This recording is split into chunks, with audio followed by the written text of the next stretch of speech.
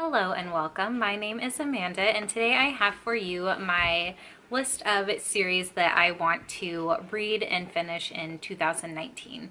So all of these books are, or all these series are series that are complete, or at least complete as we know them to be.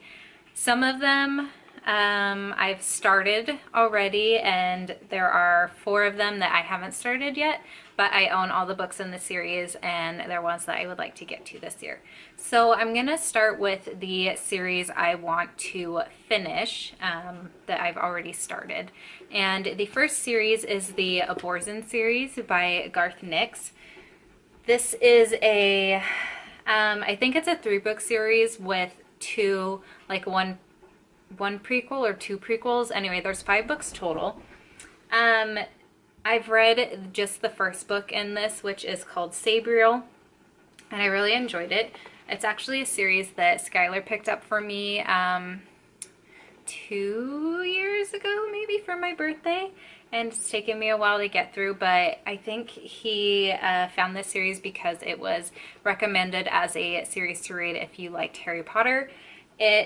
This first book follows this girl named Sabriel, who is the daughter of a necromancer named Abortion, and he goes missing, and she has to go find him.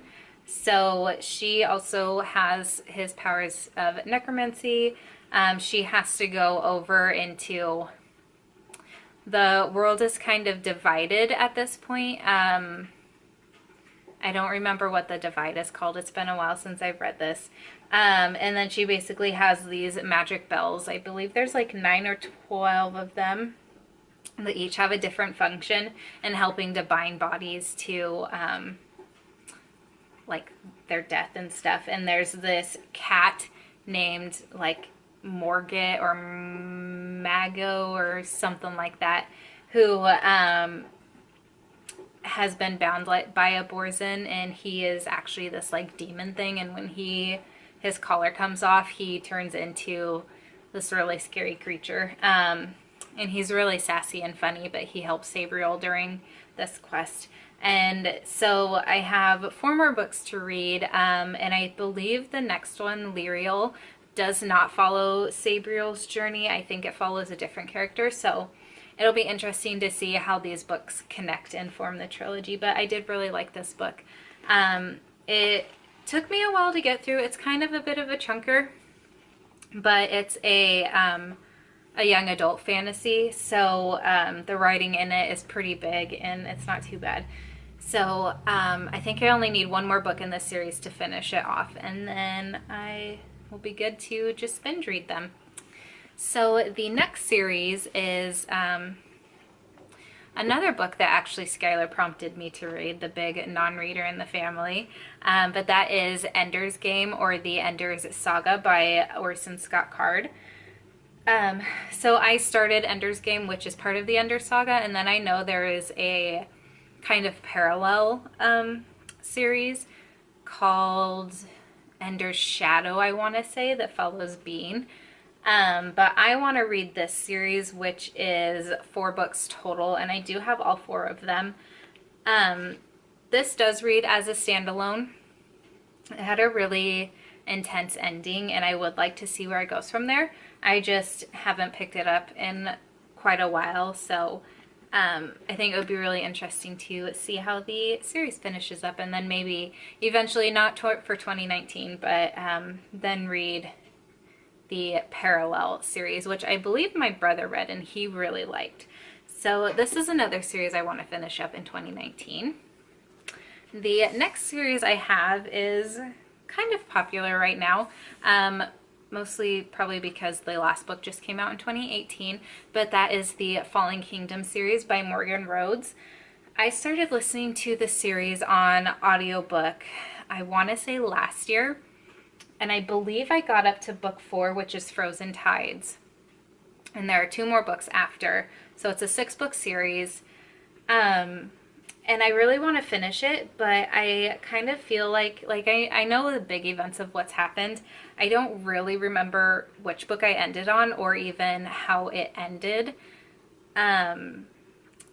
So I feel like at this point I need to reread the whole series, which is fine. And listening to them on audiobook this time around, I am going to read them in a physical format. I do own all 6 books now. So I'm excited to, again, see how this series ends. Basically, I'm excited to see how all these series ends. Otherwise, I wouldn't be continuing with them. But I'm probably going to say it a couple more times just to make sure you know that I'm excited to see how the series ends. So next series I have is a series I've had for a very, very, very long time. Basically since I want to say like my 17th birthday, so 10 years ago now is when I started the series.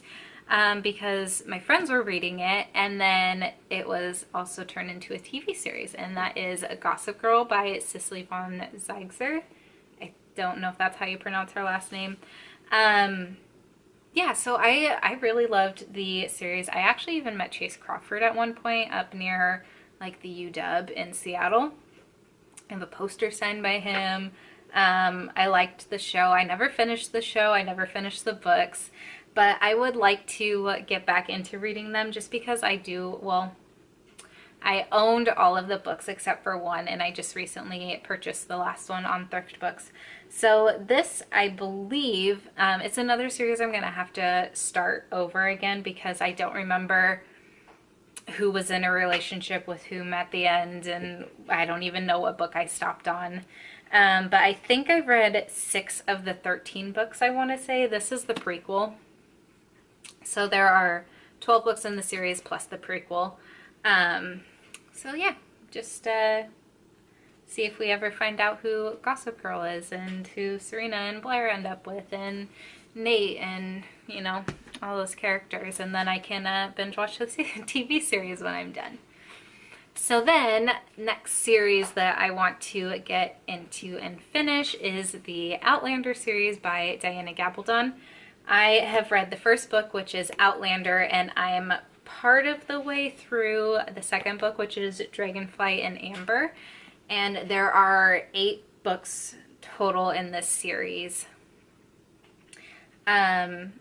Basically I started reading the series because I want to watch the show, but I am one of those people that won't watch a TV show or a movie if there's a book, if it's based off a book and I know I'm interested in it, and so I have to make it through the books. But they're kind of really slow going for me, and I would pick them up on audiobook, but I don't like the narrator.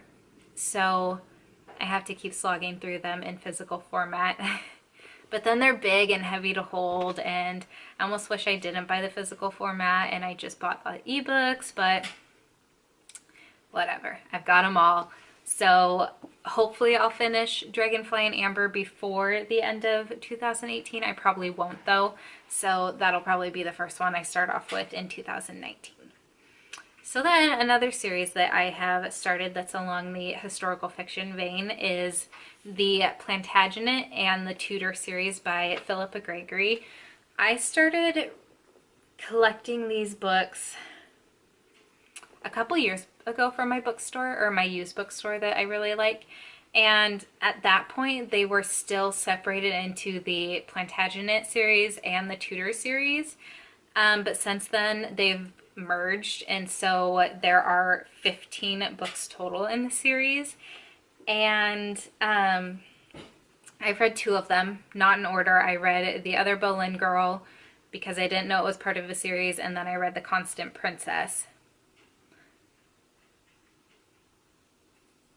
Yeah, that's all I can say. So, Paige, who is the owner of Creating & Co., she also has a book club group on Facebook. She and her friend Becky just read the entire series this year, and so that kind of sparked my desire to want to read through it sometime soon. So I've been slowly buying the books from used bookstores, my used bookstore, Half Price Books, Thrift Books, and I finally have all of them, I think, now. At least, no, I think I'm missing like this third one still. So I can start reading these. They're pretty quick reads. At least I remember The Other Boleyn Girl being a really quick read. So it'll be nice to, I know it might not be the most accurate representation of the time period, but they're still fun interpretations of events. So it'll be interesting to follow the line of, I think it's line of succession. I don't know for sure though. But the Plantagenets and the Tudors through their time. So next we finally move into a middle grade series. This is a book I read in 5th grade, I want to say. And then when Skylar moved in, he had the first 2 books.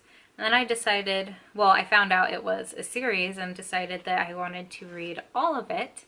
And that is the Time Quintet series, and that is starting with A Wrinkle in Time. And this is a series by Madeleine L'Engle. And A Wrinkle in Time just became a movie within the past few years.